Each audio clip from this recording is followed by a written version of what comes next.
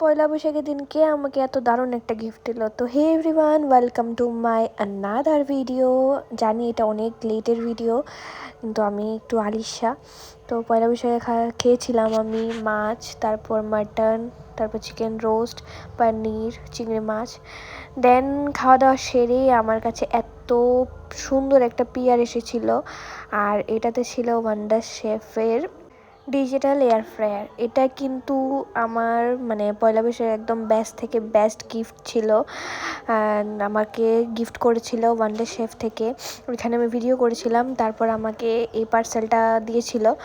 তো এটাতে একটা বই আছে, আর বইটার মধ্যে অনেক কিছু আছে যেটা থেকে সবাই রেসিপি দেখে করতে পারবেন।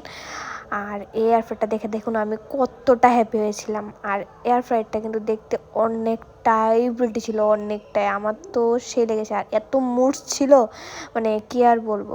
তারপর এটা চেক করে চললাম একটু রানীর পুকুর চা খাওয়ার জন্য, দেন একটু পোলো সেন্ট্রাল মনে একটু বেরো করার জন্য, দেন একটু বেরো করলে সোজা বেরিয়ে গেলাম বাড়ির উদ্দেশ্যে। আজকের জন্য এইটুকুই, টাটা।